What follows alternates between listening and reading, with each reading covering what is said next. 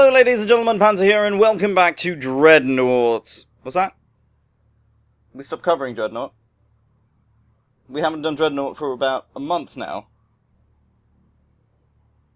But there's ships in this game. No? No? Okay, I'll start again. Hello ladies and gentlemen, Panzer here, and welcome to Spaceships. That's not the name of the game either. What's that? It's called what? Fractured Space. Fractured Space, okay. Hello ladies and gentlemen, Panzer here, and welcome to Fractured Space. Now, on a serious note, this game has been around for a while now, and I remember wanting to cover this back when it was in early access, and I couldn't because most of the time when I tried to get on to play, there was nobody playing. Yeah, this is a game that hadn't had the best of starts. Let's be brutally honest here. It really suffered in early access, and the player base dwindled a lot, but now it's finally out, and it's doing really well. It's free to play, and it has sort of founders packs or little starter packs that you can buy on Steam. And yes, it is on Steam, and it's really good. This is actually what I wanted Dreadnought to kind of be. See, back when I was playing Dreadnought, and bear in mind, but Dreadnought is still a beta game. It's not out yet, so that could all change from what we saw, back when I was playing it on the channel to what Fractured Space is now. We could see something like that come out of Dreadnought, but for now, this is a free-to-play game that you can get into that does all of that stuff. Now, I'm just going to go into the training range and kind of show you what I mean. Alright, here we are. This is the practice range, where you can spawn in different ships and test out your ships. You can even test out ships that you don't own, so if I want to hit F1, I can actually choose any of the ships in the game right now and test them out. And this will test them out with their sort of base loadout if you don't own it, or whatever loadout you have equipped if you do own it. So you can actually switch out some of the equipment and things on these ships as well. I'll get onto that in a minute, but these are the different brands or sort of ship manufacturers in the game, and they all have a sort of unique style and unique approach to the way they function. So the United Space Research, the USR, which is, let's just call them the Americans. I mean, it's red, white, and blue as their main theme color, and their style is very sort of utilitarian. It looks very much like what you'd see in a modern-day space station right now. And then you've got Zarek Industrial, which is, I guess you could say they're the Russians in a way, and they are very industrial, as the name suggests. Their ships have backstories like they used to be mining ships. They're all very brutish looking, very much like utility ships, like what you'd expect big, heavy industrial ships to look like in this timeline. That's what you get. And the Titan defense systems, I believe, is supposed to be the Chinese. They have Chinese lettering on the side of them. They have a very unique style, and they're the most militaristic sort of looking ships. They definitely seem to be the more purpose-built for fighting in that sense. But let's have a look at what they are now. So this is the Titan Defense Systems Leviathan, as you can see the Mandarin lettering on the side there. And this is a heavy defense ship. So the different roles that you can see, and they're represented by these little icons here, sort of represent what the intended role of that ship is. So you could say that they have a class system in a way, where you've got the heavy defense ships are kind of your tanks. They are very well protected, well armored, they can take a beating, and they tend to have very short range and limited mobility. The offense ships, or the attack ships, are more of your damage dealers. While that's not to say that the defense ships can't deal damage, these attack ships are more purpose-built for damage, so they've got damaging abilities, and they're generally quite good at taking down enemy ships and pulling out flanking maneuvers and all sorts of things. And then you've got the support ships, so the Zarek Industrial Superlifter right here, and you can see the Equalizer and the Paladin over here. They have support abilities, so they can help to boost the defenses of a friendly ship, or they can help to also They can help to repair the hulls, so they kind of like healers and all that, and they perform the supporting role, and they all have different classes of each. So you've got light, you've got medium, and then you've got heavy. So that's kind of how things play out, but each ship fulfills a very specific role depending on what it is. Now you can play each ship as it is, and sort of adapt your playstyle accordingly, but every ship definitely behaves very, very differently. So this Leviathan right here is a heavy defense ship. It's very similar to that Colossus over there in terms of class, but the way they perform is very different. So I have fighters, which I can summon or launch to provide a defense, and they defend you against drones and bombers and basically anything that at close range that comes to attack you. And then you also have your point defense, which can be used to deal damage as well as damage enemy ships.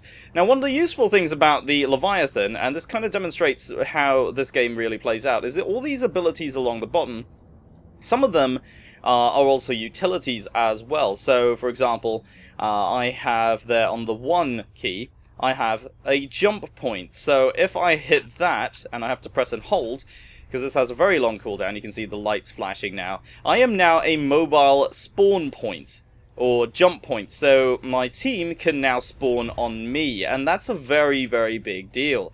You can jump to places where, basically where you wouldn't normally be able to.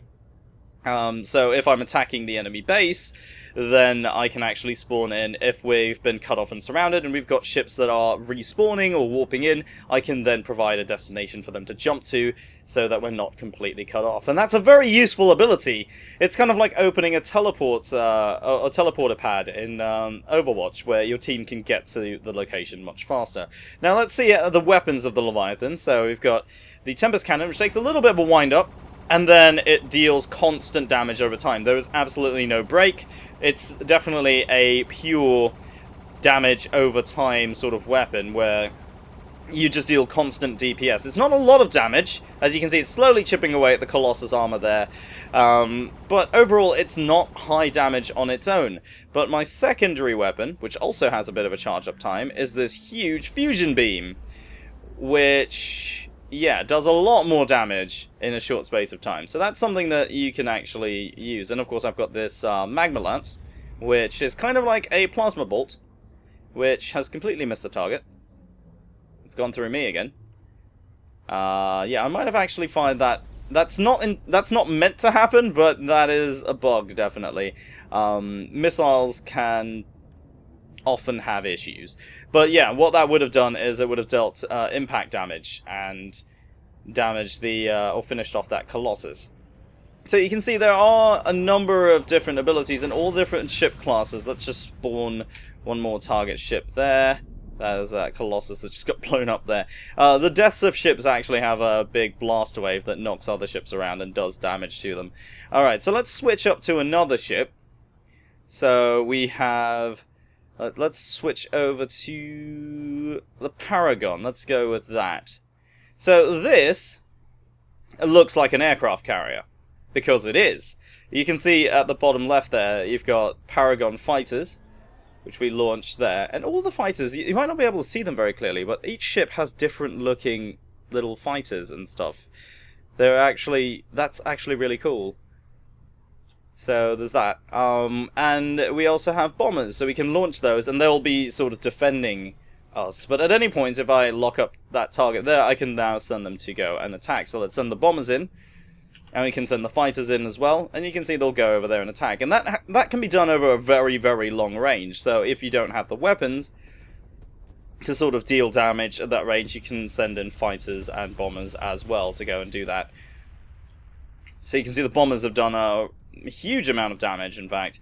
And we've also got our defense drones here, which are sort of a self-defense system. So if our fighters are out, these are more or less intended to protect you. So I can't send them to go and attack over there, because that's not what they do. Well, they seem to be damaging him anyway. Alright, let's send the bombers out again. And let's see what weapons this has. So we've got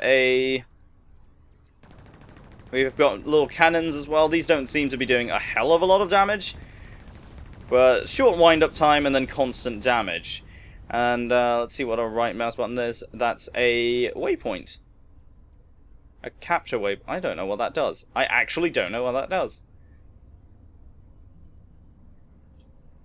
That's interesting.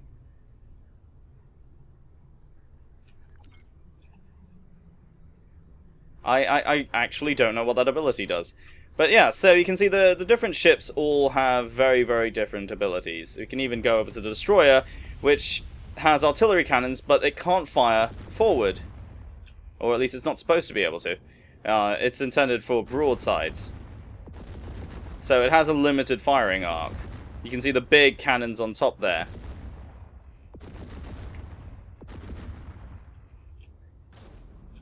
So we do have to be aware of the facing of our ship as well. And on top of that, here's something else that adds a little bit of depth to it before we get into the main game, is the idea of facing, because each ship is divided into top, bottom, front, rear, left, and right. And when you take consistent hits over a particular side, or you get hit by armor-piercing weapons, it destroys the armor on that side. And you'll see it when... let's see if we can do it to this Colossus over here. So you can see left there, let's just zoom in on that, you can see there's fire on that side. And that means it'll take more damage on that particular side. So that's important to remember. You can actually target the weaker sides of ships. If you see that it's on fire, it can actually be destroyed more quickly. So that's something to bear in mind there. And there's also status effects. You can even... let's just spawn in another target ship there. So I also have the jamming system, so I can pulse, and that will jam the systems of that ship. We also have disablers that can slow them down. We have slow missiles, which can slow them down as well. And all the different ships have different abilities. So it's worth remembering what sort of ship you are playing, but also what sort of play style you're going for, and that will affect the sort of ships that you prefer to play as well. So you can see we actually do more damage when we're facing broadsides, because more guns are able to fire on the target, which is very important to remember. So let's jump out of this, and let's get into an actual battle. Alright, here we go, and this is the selection of ships we have available to play with at the moment. These are the ships that I actually own. So I have a Leviathan over here, which I could use, or I have the Colossus. Let's just have a look at what the team is currently on. Everybody's got the Pioneer, because that's what a default selection is. We've got 40 seconds to choose something, so I'm just going to click over to my Leviathan here, and just see how the other players react.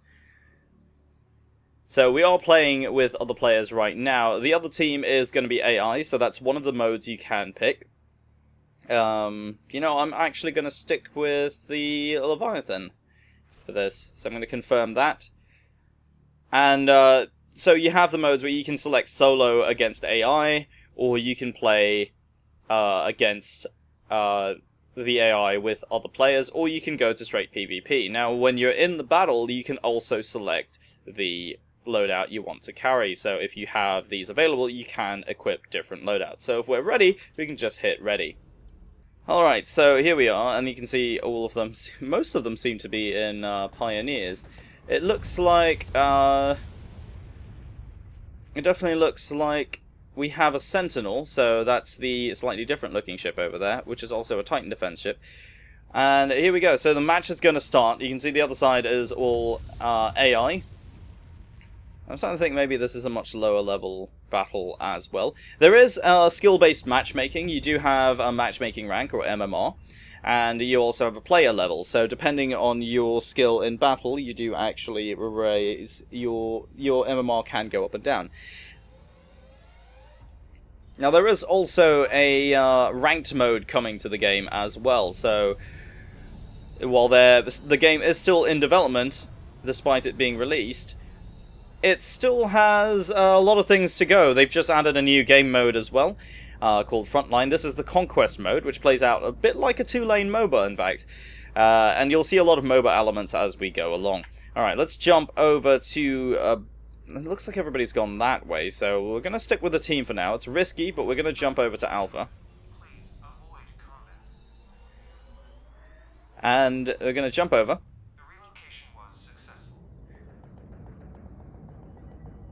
And let's just have a look at where everybody is now. So we've got a target over there. There's an enemy pioneer. Let's launch our fighters. We're in range for the fusion beam, so I'm going to go for it. Hopefully we can get a hit. It's just glancing, but it has done the damage. It has done the damage. Okay, so you can see the lanes there bottom right in the mini-map. There's a beta lane, alpha lane, and gamma. Now, you've also seen flash up on the screen just then the upgrade to a level 1. And that sort of works a little bit like Heroes of the Storm. There is an overall sort of team level, and then there are individual levels as well. Now, bear in mind, this is three-dimensional space. You can go up and down. The ships can also strafe left and right. You have a lot of maneuverability that you have to be aware of. So it's not as simple as just flying in a flat plane. You do have a lot of movement to think about, much like you would do in Dreadnought. So let's see if we can get some damage onto this guy over here. The Magma Lance is a little bit slow, so I don't know if it might have hit him. I'm not entirely sure about that. Let's see if we can hit him with the fusion beam. And I forgot about the firing arc. So it's actually out of the arc, so we didn't manage to do any damage with that. But in between the stations, which you can see right there is a hostile station over there. That is the enemy station.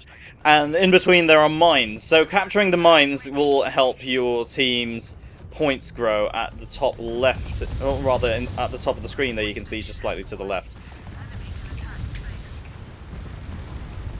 So we have actually lost the station on Beta 1. So in order to beat, let's say win the game, you have to capture these stations so that you can gain access to the enemy base, and that will allow you to go and capture that base. The base itself also has defenses which you can destroy, so they're kind of like the towers that you might have seen in lanes in traditional MOBAs.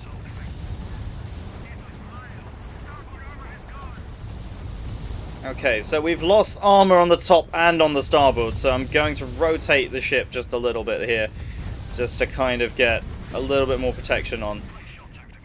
And now we might actually have to return home. We have taken quite a beating, but if we capture this this base right here,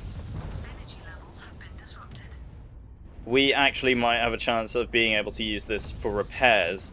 So that's something to bear in mind. The forward stations and the home base will allow you to repair, but also upgrade your ship. Alright, we still have an enemy ship here, which is stopping us from capturing this. So I'm trying to get some shots away at him. It's not helping all that much. Alright, so we have been disabled here. We've got a lot of status effects on us. And that's us dead, actually. I didn't realize the other guy had died, so... And here we get a nice little feed of what actually happened, what damage we sustained, and who, or rather, what hit us. So you can see there's a lot of damage that was done to us. I'm going to try and boost our attack here, and that's something you get every 2 levels. You do get to upgrade some of your systems, but every time you go up a level, your ship gets upgraded, you increase in health, and so on. So that's something to bear in mind. That's the sort of MOBA elements coming in there, where you do level up. So at the same time, you do want to stay alive and make sure that you're leveling up as much as possible. Now, I don't like that the team is all pushing into one lane only, but I don't want to be alone because I need a little bit more damage up with me. Now, this is the warp, so we can actually switch to any location. There's no point to going to Gamma just yet. And so we're going to jump over to Beta 1. So you can see there at the top of the screen there's a countdown timer. That's not the match timer, that is the countdown to Gamma. And Gamma is a sector that opens up 3 times per match, if I remember right. And that allows you to get a buff. It's basically the jungle buffs from MOBAs. So everybody can go in there and go and capture that one base, and it will give you a buff. The very first time it gives you an attack buff, I believe. The second time it gives you attack and mobility buffs. And the third time it gives you attack, mobility, and capture.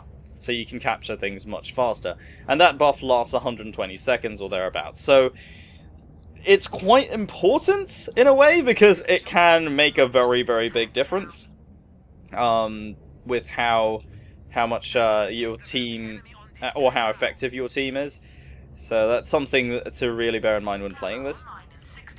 At the same time, team composition is important. We have a lot of medium attack ships, but we don't have defense or support. So me playing the only sort of tanky ship isn't really helped by the fact that the rest of the team are in very sort of, I would say, squishy ships.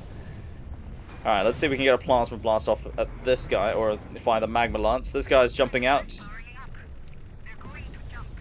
They seem to all be jumping out. I believe they're jumping to Gamma, and that's because Gamma is open in 30 seconds. So what I'm going to do is I'm going to cap this, and then we're going to jump over to Gamma. And hopefully the team follows me in.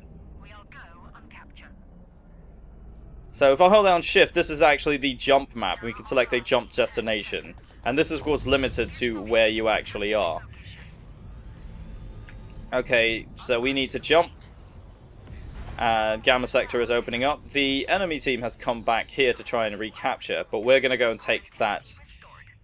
We're going to go and take that Gamma there, although this could be quite dangerous here, because they're already halfway through capturing that. Now, we've been hit with a concussion here, so this could be bad. And I believe we're actually caught in a... yeah, that was that Colossus that did that to us just then. Alright, he's jumped away. I think that's the only ship that was in there.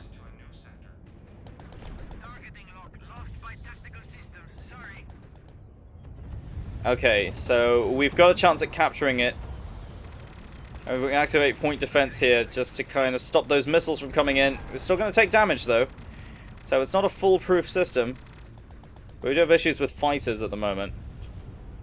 So let's capture this Gamma, and then we'll be able to jump to try to take a station. There we go. So you can see the our max speed has increased by 10%, our cooldowns are reduced, and we've also got another bunch of buffs there as well. But I do need to jump to Beta 1, go into the station there and upgrade. So you can see the sort of loop here is very similar to what you might see in traditional MOBAs, just in a sort of different setting. So there's a lot of things to take note of here. In fact, character builds are another thing that does exist in the game. Aside from the loadouts that I saw earlier, you might have noticed in the top left there, periodically crews will pop up. And crews are actually things that you can use to upgrade your, or affect the way your ship plays. Alright, so let's select an upgrade. I'm going to go with our utility, so we can get slightly shorter cooldowns there. And then we'll go over to Beta 2 there and try to capture it. You might have noticed as well our health has gone up, and that's also due to the leveling up. So if you don't return to base for upgrades, then you tend to be, even though you are effectively, let's say, a level 6, you are only fighting at the same level as maybe a level 3 because you haven't gone back for upgrades and so on. So there is this sort of level of progression that you need to maintain. And you can see the difference in levels in the teams as well by looking at the top of the screen there, but also you can hit tab and have a look at the sort of team comp right now. And the enemy team is much lower than us because they haven't been holding on to those mines. So that's kind of the purpose of also keeping those mines. They are your form of sort of XP flow. So a lot of things to bear in mind really when playing this game, I'll be perfectly honest. Alright, we can jump to the enemy base here, so we're definitely going to do that. We have both of the number 2 stations, so we can definitely jump in. Alright, so when taking an enemy base, there are a few things here that are very important. For example, taking down these turret generators, which are on the side of the station, which will allow you to stay closer to the, or rather actually survive being close to the station in order to cap it. Now we are taking a lot of fire here, and that's a big problem. And I was, again, not facing the correct direction to use that fusion beam. It only works in a forward arc, and I keep forgetting that. So just going to use our Tempest cannons there. Got a Magma Lance going off in that direction. Going to launch the fighters as well to get some additional attrition on that brawler over there. Try to keep our distance from him as well, until our fusion beam is back up. Now, of course, if we were to lose our forward stations here... Alright, I'm going to put the point defense up to try and stop some of those missiles from coming in.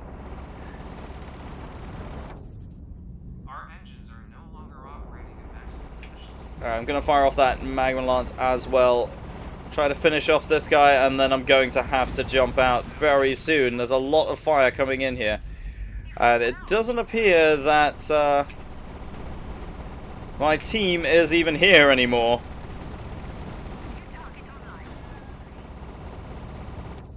Alright, that Sentinel there has lost his forward, or rather his right armor, so I'm going to try and make use of that, but he is being healed by the station, which is another problem with trying to take these bases, is that they are being healed. So I may end up having to jump out. Let's keep putting that point defense up.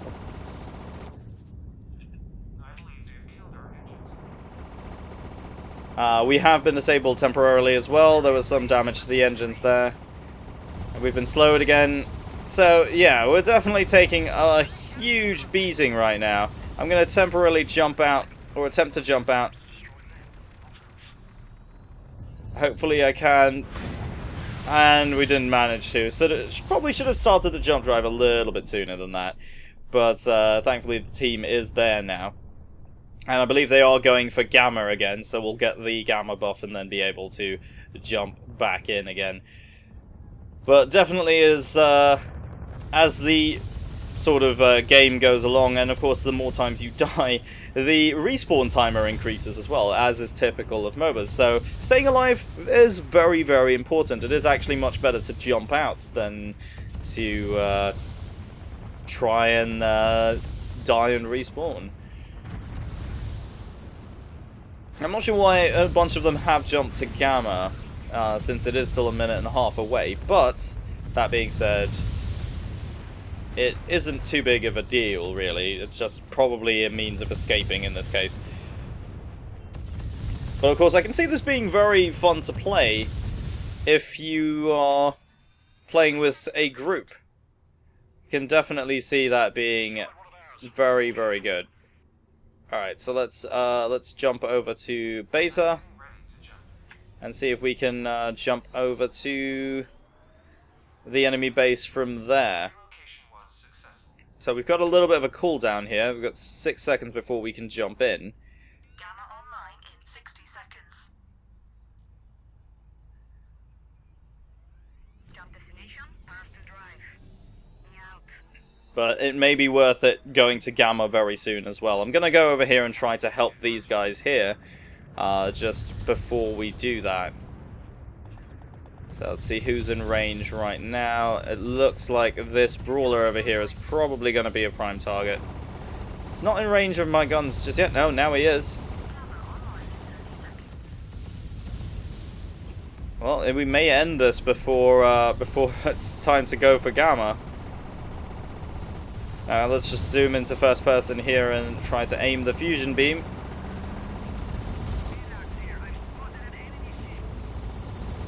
Didn't manage to get it onto target in time. Unfortunately, it's not a weapon that you can use at an angle like that. And I keep forgetting that. It's something I'm still not quite used to with this game, is just the angles of certain weapons. Even though I've talked about it being a very important thing, it's still not something that I'm still accustomed to.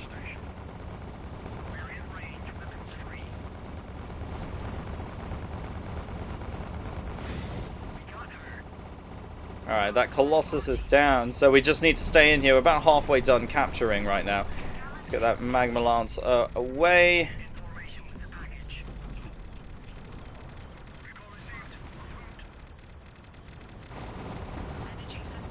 That Sentinel is really making a mess of me right now.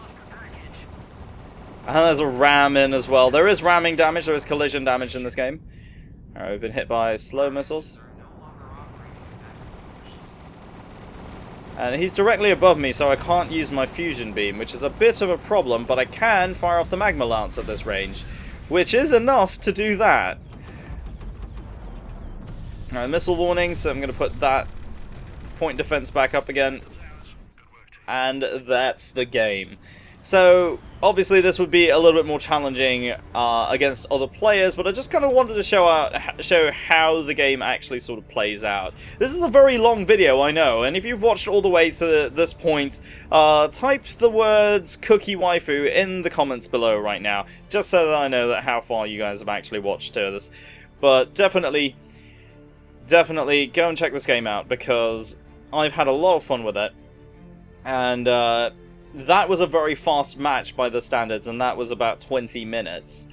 But if I was to jump into PvP, you'd definitely see a much longer match than this. But hopefully this gives you an understanding of what Fractured Space is about. It's a free-to-play space shooter that focuses a lot on teamwork and just synergy between different classes, and that's something that I've really enjoyed in a lot of other games, including Overwatch, which is much faster paced than this. But when it came to games like Dreadnought, that's something I enjoyed as well, and this seems to be doing it really right. Hopefully this and Dreadnought will be just as good when, you know, Dreadnought is finally out, but until that happens, this is a good free-to-play game to go and check out. So thank you very much for watching. My name is Panzer, taking a look at Fractured Space. It's free-to-play on Steam. Go and check it out. And thank you very much for watching. I'll see you next time.